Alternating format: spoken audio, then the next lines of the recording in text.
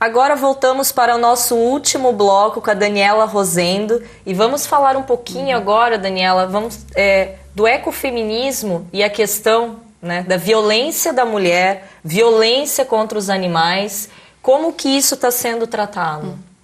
Bem, como falava antes, existem essas conexões, né, entre essas diferentes áreas.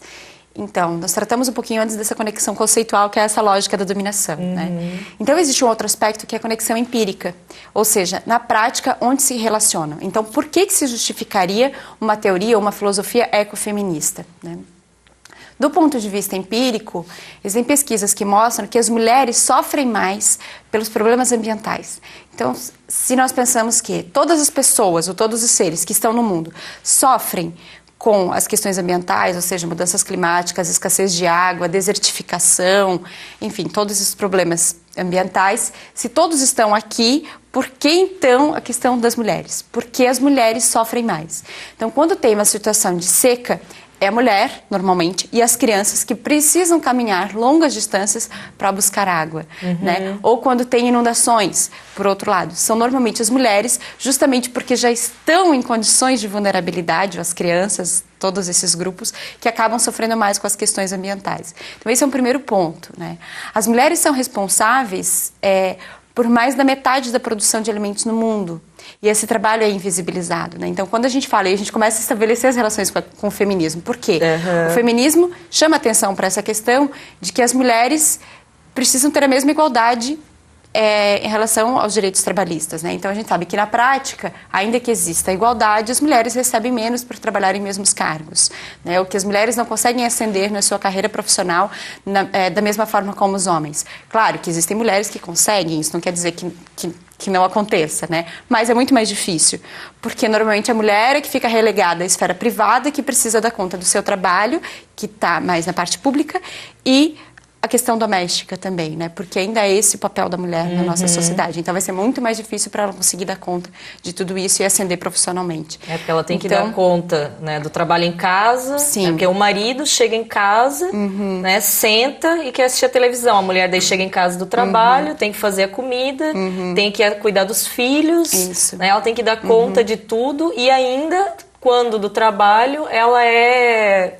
relegada a receber menos que o homem. Isso, exatamente. Então, é essa invisibilização do trabalho da mulher.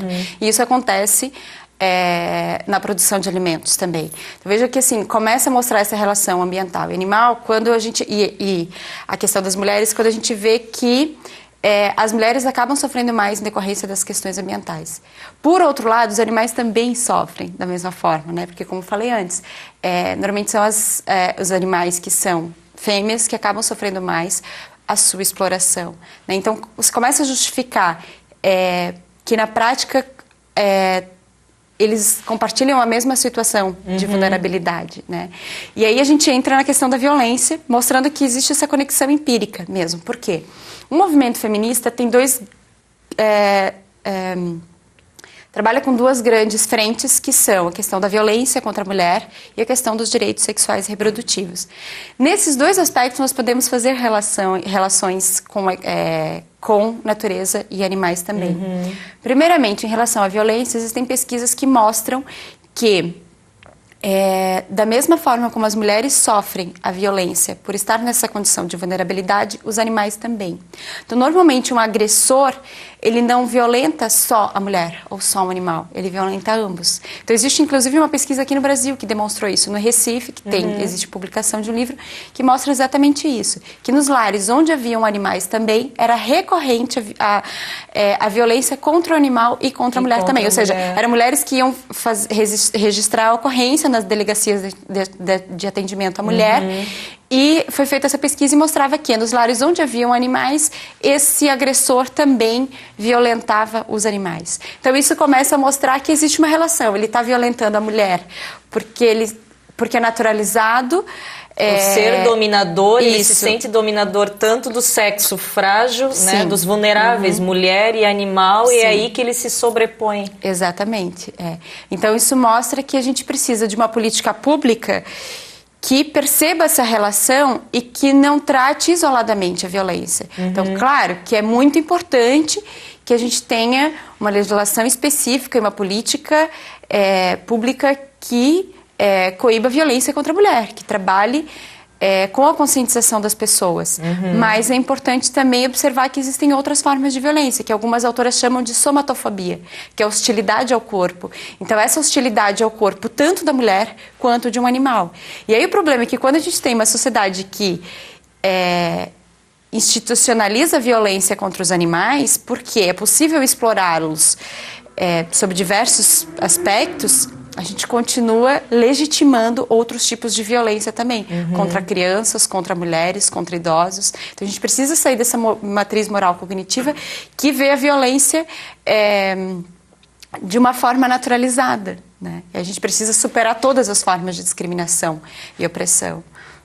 Nesse caso, até eu acredito que a Lei Maria da Penha, né, venha ajudando, mas pelo que tu está falando, Daniela, deveria haver uma conexão, que nem nós tivemos nesse final de semana que passou, o protesto dos direitos dos animais, para que pela majoração da pena de 1 ano para 4 anos, né, nas agressões contra animais.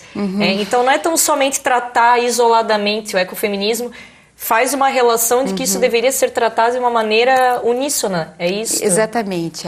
Então eu acho que o que fica de mensagem, uma das mensagens do ecofeminismo precisamos ter coerência. Eu acho que essa é a grande questão. Quando a gente fala em direitos humanos, em direitos animais, a gente precisa ter coerência. Então é o quê? Quando tem uma manifestação contra a violência contra animais, a gente não pode usar um discurso que legitima a violência contra humanos. Então é muito comum, claro, que as pessoas ficam indignadas quando ocorre uma violência contra o animal. Né? Claro que a pessoa que é contra aquela violência vai querer que a pessoa que cometeu essa violência pague de alguma forma, né? Nessa linguagem como seria isso. Ela não tem que pagar pelo que fez. Tem que ter uma sanção. Tem que ter uma sanção. Agora, que sanção é essa? Aí já é uma outra construção, né? Se é um aumento da pena ou não. Acho que a gente precisa trabalhar com a conscientização, com a educação. Né? A questão da sociabilização. Sim, porque estamos falando questões. de uma discriminação. Se é uma discriminação, ela precisa ser superada socialmente. Não sei se o direito penal vai ser a solução. Claro que ele é importante, que a gente precisa pensar de alguma forma mais criticamente também, né? Então, precisa manter a coerência. Então, quando a gente vai fazer a defesa dos direitos humanos, a gente não pode legitimar a violência contra os animais. Então, a grande questão é essa, manter a coerência dos discursos. Né? Perfeito. Bom, aqui nós conversamos sobre um tema muito interessante e que com certeza poderíamos ficar aqui mais horas conversando, de ecofeminismo. A Daniela Rosendo domina o tema, o que ficou muito fácil para a gente. Quem sabe a gente até combine um próximo encontro, né, para trabalhar mais sobre isso. Te agradeço, Daniela, parabéns pelo teu trabalho e pelo teu estudo. Obrigada, eu agradeço muito a oportunidade de poder falar. Como eu falei, é um tema que, claro, que eu gosto, que é sempre um prazer falar sobre ele. E só dando um recadinho aqui para vocês, no dia 5 de setembro teremos no IELUSC, das 13h30 às 17h30, Mulher Viver Sem Violência. Compareçam e obrigada por mais um programa Direito e Debate, TV Babitonga, Vivendo Joinville.